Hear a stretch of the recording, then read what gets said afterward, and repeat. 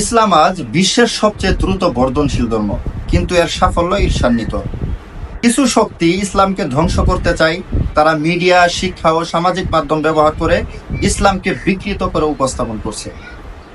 আজকের এই ভিডিওতে আমরা দেখব তারা কি কি বিষয় বিকৃত করার চেষ্টা করছে, ইসলাম বিরোধীদের মিথ্যা দাবিগুলো কি, তারা কিভাবে নতুন প্রজন্মকে বিভ্রান্ত করছে। একজন মুসলিম হিসেবে আমাদেরই বা করণীয় কি? 1 নাম্বার, ইসলাম বিরোধীরা নানাভাবে ইসলামকে আক্রমণ করে। ইসলাম সন্ত্রাসের ধর্ম, এই মিথ্যা নেগেটিভ ছড়ায়, অথচ ইসলামই শান্তির ধর্ম। 2 নাম্বার, নারী অধিকার নিয়ে বিভ্রান্তি ছড়ায়, কিন্তু ইসলামই সর্বপ্রথম নারীকে সম্মান ও উত্তরাধিকার দিয়েছে। 3 নাম্বার, তারা প্রজন্মকে ধর্মহীন করতে সেকুলারিজম ও নৈতিক অবক্ষয়কে প্রমোট করে। তাদের টার্গেট হলো ইসলামের ইমেজ ধ্বংস করে মুসলিম যুবকদেরকে দ্বিধাগ্রস্ত করা। 4 নাম্বার, ইসলামিক মূল্যবোধ ধ্বংস করা, পরিবার, বিবাহ, শরিয়াকে পিছিয়ে পড়া বলে প্রমাণ করা।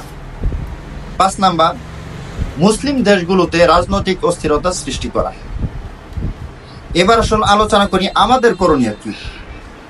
1 নাম্বার, কুরআন হাদিসের সঠিক জ্ঞান অর্জন করা, ইসলামিক স্কলারদের লেকচার শোনা, সোশ্যাল মিডিয়ায় হক কথা শেয়ার করা, মিথ্যার জবাব দেওয়া সুন্দরভাবে।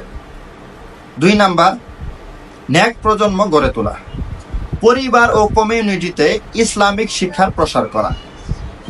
3 নাম্বার, দোয়া ও ইস্তেগফার করা, আল্লাহর সাহায্য চাওয়া ফিতনা থেকে বাঁচার জন্য।